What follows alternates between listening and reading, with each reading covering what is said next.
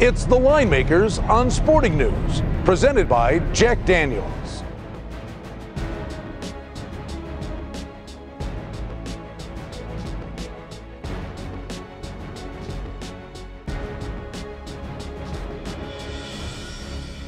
Seattle versus Buffalo, not at Buffalo, versus Buffalo. Game to be played in Toronto.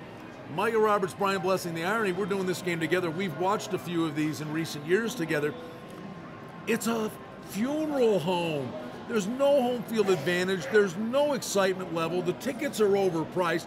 And the games that have been played up there, Micah, have been yawners, low-scoring affairs. They have been, and I'm really surprised that they're playing now at this time of year. I mean, what if they're in a playoff run and you're talking about a game in Toronto where that might decide the fate of your making the playoffs or not?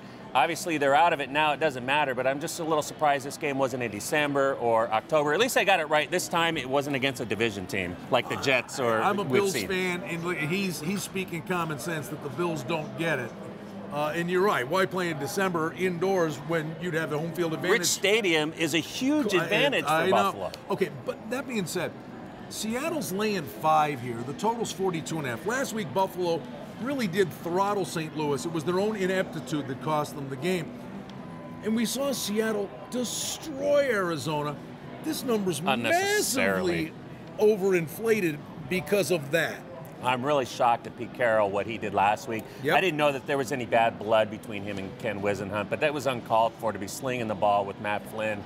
Fourth quarter, you don't need me to go on 50-yard bombs for touchdowns. You're already at 51-0. That was just uncalled for, unnecessary, and I'm sure we're going to see something come out of that in the future. But this week here, you know, usually with Buffalo, when we have them as a dog and we make the line when this is a trend here, 6.5 points or less as a dog, the Bills have not covered their last 8 games. And on the other side, the same thing goes with the Bills. 5 of their last 6 games, when they're in this range of a spread, being 3.5 to 9.5 point favorite, they've covered the numbers. So we're pretty right on with the number and how these teams play when we think they're supposed to. There are 2 little footnotes here. One, I'll just say this. Because of an injury to Fred Jackson, and he's been terrific, but you know what? Either Jackson or Spiller, give one guy the ball, let him get a rhythm. And all C.J. Spiller has been doing all year long is lead the NFL and post numbers back to Jim Brown's day. Yep. Yards per carry, and he's touching it 8 times a game. Chan Gailey, hello. We're going to see a lot of Spiller from this point on. And how about this? The Bills, after a loss, they've covered 4 of their last 5 games. They've bounced back.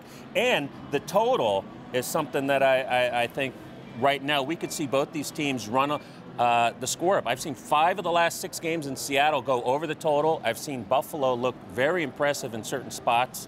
And it doesn't mean anything, but just the history between these, the long history, the last 7 games have also gone over the total. Means nothing, but it's still something to throw out there. And the only thing I'll say, yeah, I know Seattle went to Chicago, pulled off a great upset, but you're asking a rookie quarterback to go on the road and cover 5, and those numbers, Luck, RG3, all of them, it's not been good. This number might be a tad too high. We'll see how it pans out. A neutral field game, Seattle versus Buffalo.